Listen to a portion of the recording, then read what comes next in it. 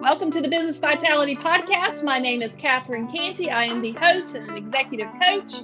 I work with teams, individuals, and leaders to help create measured leadership change. We do that using practical applications, and our clients are creating 100% measured results as seen by those around them. Not necessarily what I think or what they think, but what the other people are seeing. And they are being recognized for the hard work that they're doing.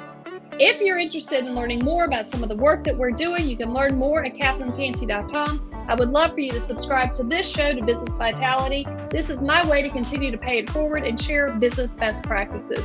Stay tuned and listen to the interview. Thanks for being here. Aimee LaLiberte, you are the founder and chief number cruncher of the Finance Edit, found on the web at myvirtualcfo.co. Thank you so much for joining us. Thanks for having me. It's great to be here. Thank you. I'm excited. We chatted a little bit before, and before I jump into some of the business questions, I feel like we have some things in common. I understand that you're in a rural community, probably less than 2,500 or so. You're in New York. I'm in South Carolina, different areas of the country, but a rural community is a rural community. I understand you're an introvert. I saw your Myers-Briggs on LinkedIn. And then you spent close to 2 decades in corporate America. I'd love to know just your leadership and business perspective from being an introvert in the rural community and then going out and starting your own business. And I think that was back in 2016. Yeah. So for me, I think that it's beautiful that I get to live in the country where I'm away from, as an introvert, it's like, working in corporate, your bucket is filled in the morning, but then with like giving out all of the energy, it like lowers it down. So to be able to retreat into like a rural environment in the country where you're surrounded by trees is very like filling up the bucket again in order to then go back out for the day. And so I feel like that's where I live has really helped in terms of like my personality and just how I like receive and energy and give energy.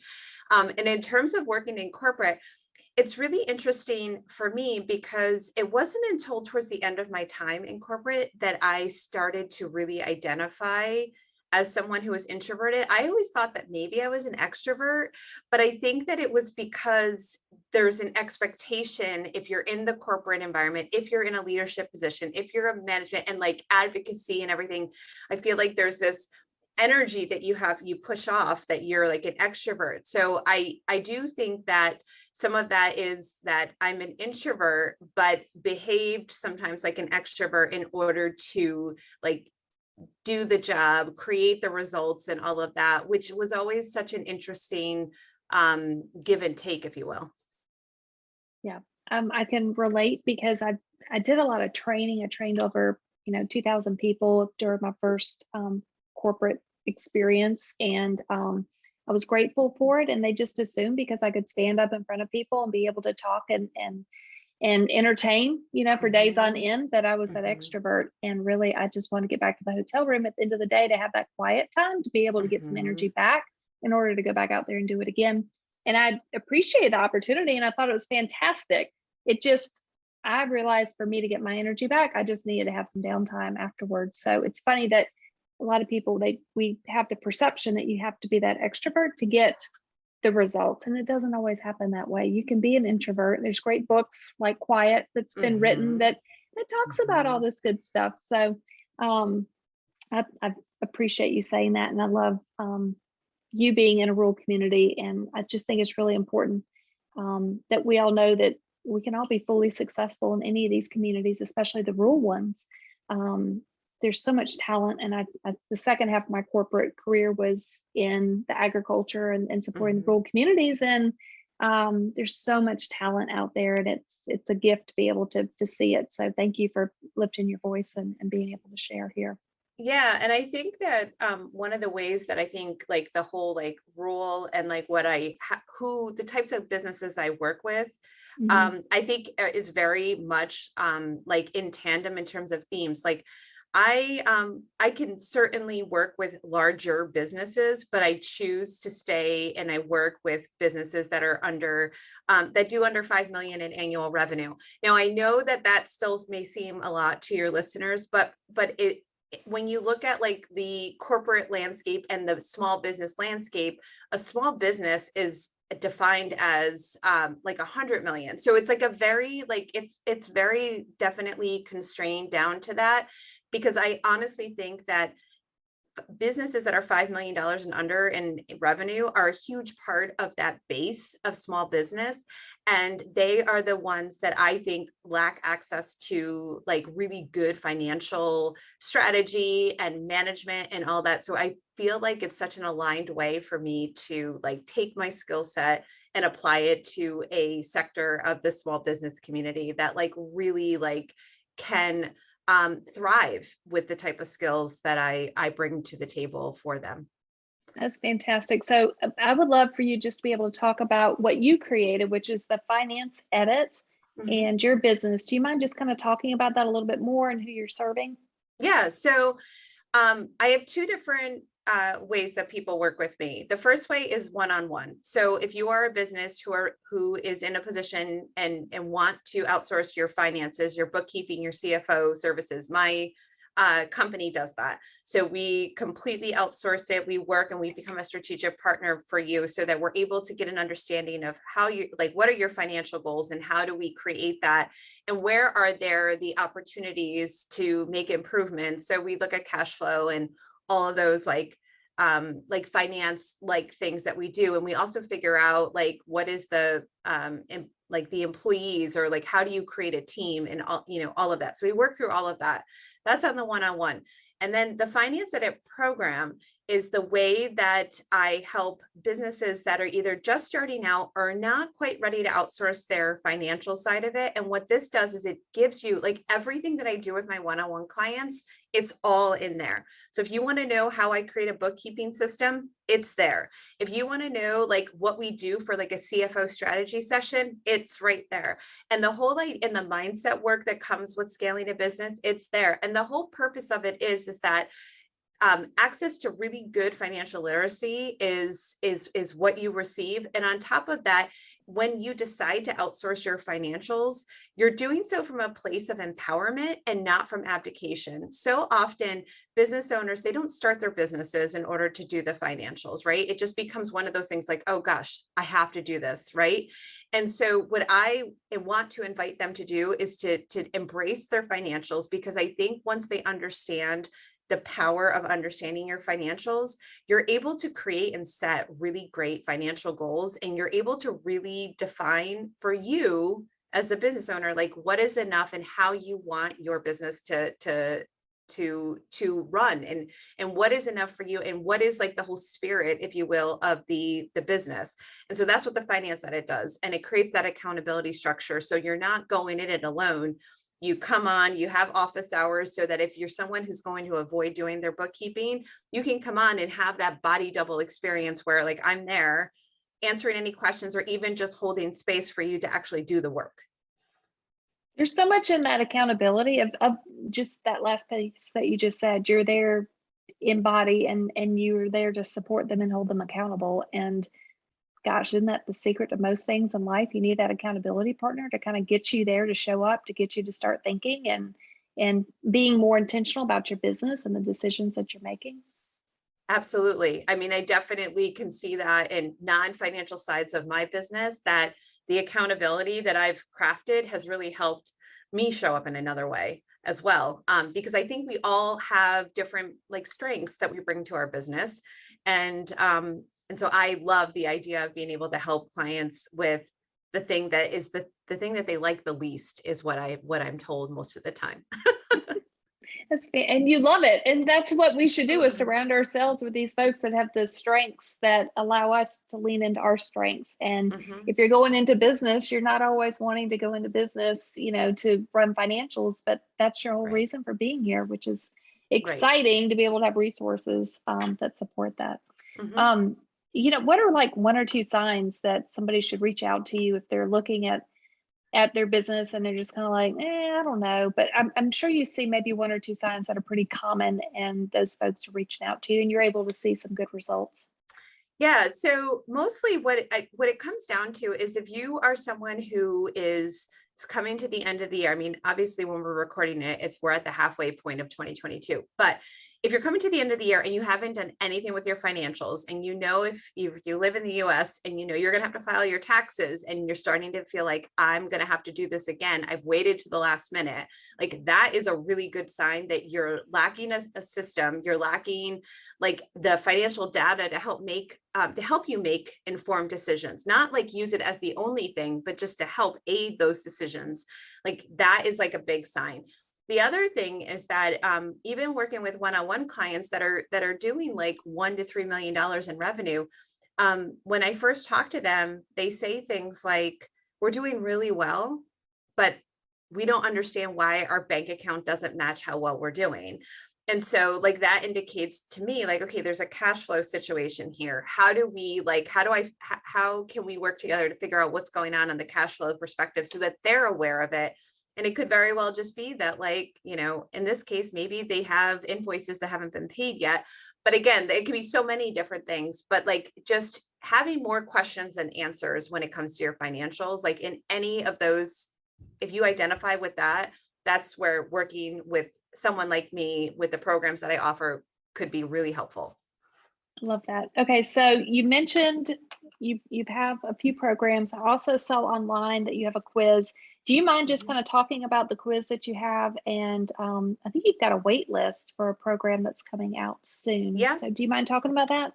Sure. So the quiz, it's fun. It's free. If you just are curious about what your money CEO mindset is and how you identify with money from a CEO perspective, this is the quiz for you. It's light, it's fun. It's intended to be a way for you to create awareness around different things, that different types of CEOs that I've worked with throughout the years.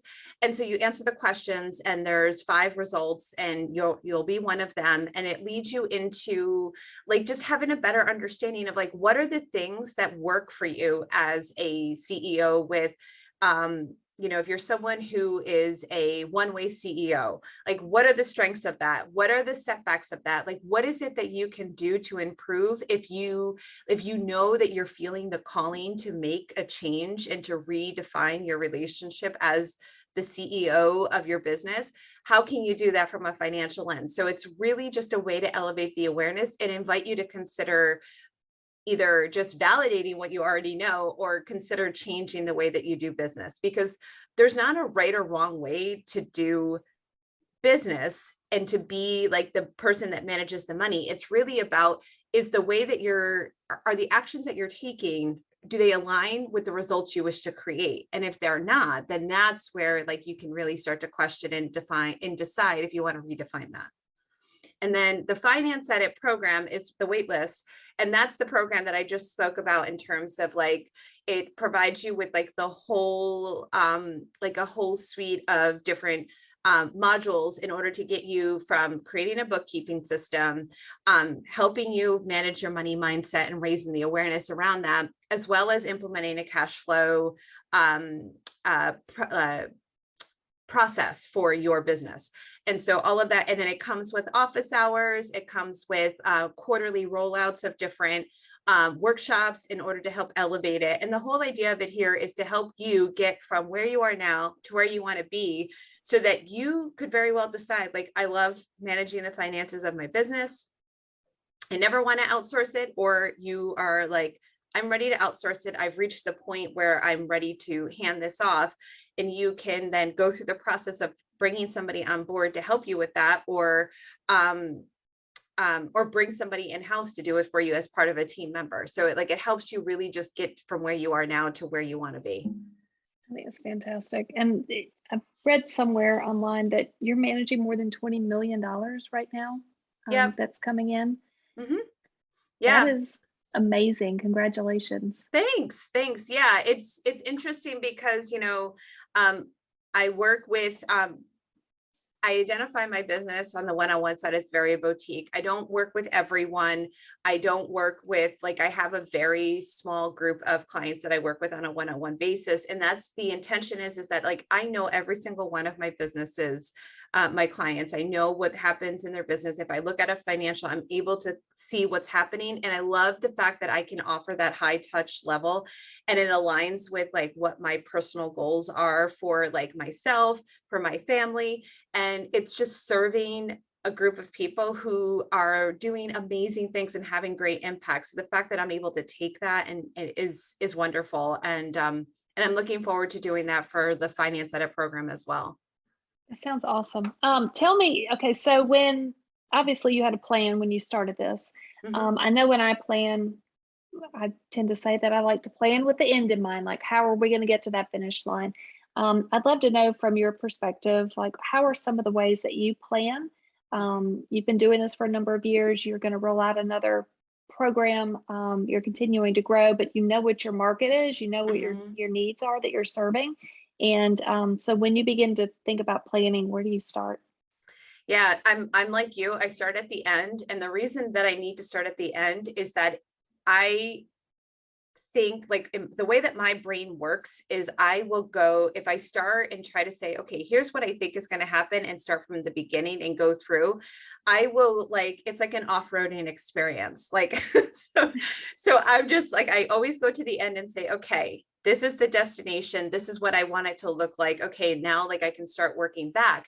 Now, I don't view this approach as something that I have to be super like precious about and not willing to pivot, because any plan that I've ever created, it never unfolds exactly the way, but I'm okay with that because I know that if the destination and where I want to be is aligned and I feel that within my body, then I know that like I'm on course with where I need to be. And then one of the things like for me, like time can be very challenging in terms of like, oh, I think this is going to take blah blah blah, and I could be completely wrong with that. So what I always do is if I like plan something out, I start with the end, I go to the front and I say, okay, this is like 6 months, this is going to take 6 months, and then I double it. Am I still all in if this is a year experience? Because I know that for me, measuring time can always be really tricky. I don't know what's going to happen. I don't know something like I didn't see when I created the plan, but really being open to the experience and not being in a rush or hurry to get here, just being all in for when I get here. So if this is something I'm going to pursue for the rest of my life, am I okay with it? But in terms of like my business, the way that I did it was I was working full time, and then I started the business, and then I went down to part time when I made enough money, and then I went as soon as I reached the amount where I was matching what I was making in corporate, then I dropped like the part time, and that's what worked for me. There, I was talking to someone a couple weeks ago who like left their job and went all in, and they loved all the reasons for it, and I think that that's amazing too. But it's really like knowing yourself and knowing you um how you thrive in an environment. And then also just understanding from a financial perspective, um, if you know that you're going to need so much of a financial runway in order to do something in terms of rolling out a program or leaving your job, just making sure that you have that savings intact is something that was super important to myself and my husband, because that's just how we manage our business. I mean, manage our lives. And just being really brutally honest and telling yourself the truth, not painting yourself this like pie in the sky thing, but just really be honest with yourself. You have had so many lessons that people could learn out of just this one answer that you just gave. Mhm. Oh, I mean, I feel like we could go all over the place because you've created a time. Well, you thought about the end, you start at the beginning, and you get to the end. You double your time, and realistically, that is how it works. It's usually double the time of whatever it is that we think it is. Mhm. You allowed for interruptions and things and time blocking because you want to stay fresh and you don't want to burn out and fizzle because you're looking at it as a lifelong, journey and experience. You've talked about being present and not just trying to, shove through it, but you have clear goals and you know what the plan is, and you know when to phase up and when to phase down according to it, so it fits into what you've decided. And um, you talk about finances and being in control and being truthful about that. Mhm. I think a lot of times, we all have that dream we're going to leave corporate and it's just going to magically happen. But if we truthfully do not know what we're spending and what we're spending it on, and is it really needed if we continue, and what happens with the check when the paycheck stops and the business is full blown, um, there's so many just tidbits of information in that one answer. I'm just grateful that you're able to share that in such a concise way. Um, there's folks are always wondering, how do you create wealth? And I think some of these answers that you're talking about in this last question of being truthful and things like that tie into creating wealth. And I'm curious from your perspective, what are some of the best ways to create that wealth? And, when should we begin thinking about that? Yeah. So I think one of the things that I have realized in like the time that I've had this business is that the way, like, context to how we define things is really important. So I think the first thing is, how do you define wealth? And not looking at it for like, okay, I'm going to go to Google and type in that. But I mean, sure, go do that. But then like once you've like got this information and figured out like what are the different ways that all the people have defined wealth, how is it that you define it? Because I think really being clear on what that looks like is going to be super important. So for some people, wealth is, like having a retirement fund. For some people, wealth is like feeling like being able to live in the moment and create that wealth in the present moment. That's not like a tangible thing that's like that you're saving for like the future. But how you define it is what's really important. In terms of like when you start, I think that you start as soon as possible. And the reason why is because I feel like if you start early, in terms of like your traditional idea of wealth, if you're saving money, there's compound interest, and like we love that, right? The magic of that, because you're building in the time, right? So all of that, so that's why. But time, but also it means that like if you're able to get really strong clarity and be open to changing your definition of wealth in anything, it allows you to say, this is how I define wealth today, and understand that it could change as your life circumstances change. But then living in that truth in the present moment allows you to then like have the experience of wealth, because you are embodying it through your everyday actions. And so in terms of that, like that's like kind of a very like vague, abstract way of defining it. And for anyone who's like, oh my God, can you please give some context? Like the way that sometimes I define wealth in terms of what I do with my clients is defining like, what is the end game in mind? And so is it like, I want to like have this business and then have enough money so I can retire at this age, and then creating the plan of that so that they're able to do that? Is wealth defined as like being able to then build this business so that you can hand it down to the next generation? However you wish to define that wealth, like define it and then start building the plan towards creating it. So if for you, retirement is the destination, retirement at 55 is the destination, and you're 25, the sooner you start saving for that, the better you're going to be, because as I said before, you're going to leverage compound interest, and your life circumstances will change as you get older. If you're someone who's 25, who's single, 10 years later, you could be 35, married with 2 kids, and your situation is going to be very different. So really just trying to honor your definition of wealth and being open to the redefining of it as you see fit is really the way that I think wealth is created. And the accountability, just like what you said, you identify it, and it's unique to each person, and we all have to look inward, just like with any choice that we make in life. Yeah, we can get other people's perspectives, but truly, like, we have to do some reflective thinking on what's important to us and how do we value it, and where are we in life, and what's the end goal, and kind of reverse engineer back into it. And as somebody who started early, I mean, I can't emphasize the compounding interest. I mean, just a little bit every week, you stick it away in the account and you will be amazed at what happens Mhm. to it. So yeah, the sooner the earlier, and it can just be, a gift to yourself, your future self down the road, Mhm. if you plan right and have that accountability and just kind of reflect back on it along the way. I love Mhm. that. Thank you for sharing that. And Mhm. I would love, as we're starting to wrap up, what are maybe 2 or 3 pieces of your best advice? Mhm. Um, if you're a business owner and like ask yourself this question, how do I feel? What do I think about my business financials? And just like reflect on that. It will bring so much awareness to how you like, and to see if the way that you're feeling and thinking about that are they creating, are those the thoughts and feelings that are creating the results that you desire in your business? And if they're not, then I think that that becomes a really nice, healthy, safe indication that there needs to be a like reevaluation of how like the way that you currently handle your finances and whether or not you wish to change it in order to create different types of results. So like that would be like just a really easy thing to do.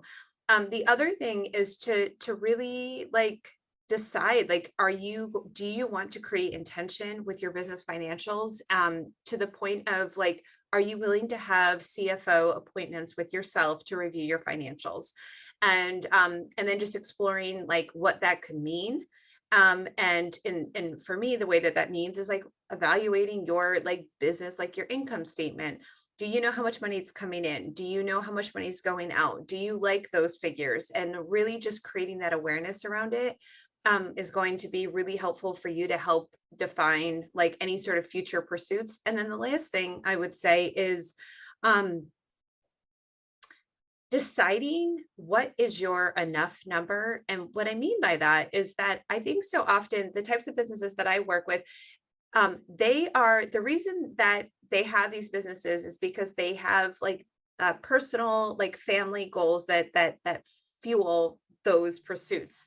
And so, like, are your business goals aligned with what your personal goals are? And do you have what an enough number is? I think we are um, in a culture that like we admire like the hustle, and I just would invite you to question whether or not that is something that's an aligned pursuit for you. And if it's not, being honest about what is the enough number. And would you dare yourself to stop, you know doing like the work if you reach your enough number, so that you can pursue the life's pursuits and really enjoy what life is all about, which is, in my mind, like with family and pursuing different interests that maybe you didn't know existed, but really just having a full embodied life is, and using your financials to help you define that.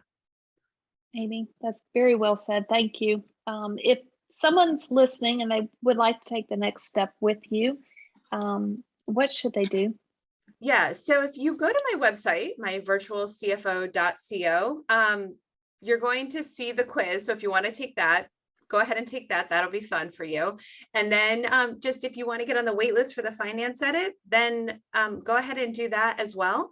But that would be it. And then, you'll get the results and you'll be on my email list. And then from there, you'll be able to receive um, just information to keep like asking, like inviting you to develop that deeper relationship with money. And so, I mean, that's what I would recommend. That's fantastic. Amy, thank you. Mhm. Aimee LaLiberte, you are the founder and chief number cruncher of the Finance Edit, found on the web at myvirtualcfo.co. Thank you so much for joining us. I've really appreciated it. Thanks for having me. Thanks for listening to the episode. If you like it, please subscribe, share this episode or this show with other people around you. The greatest form of a compliment is a referral. I really appreciate them. And if you think that you want to learn more about some of the work we're doing, I encourage you to reach out to CatherineCantey.com. You can schedule a call or just continue to read articles and information that we post out there. Thank you so much for being here.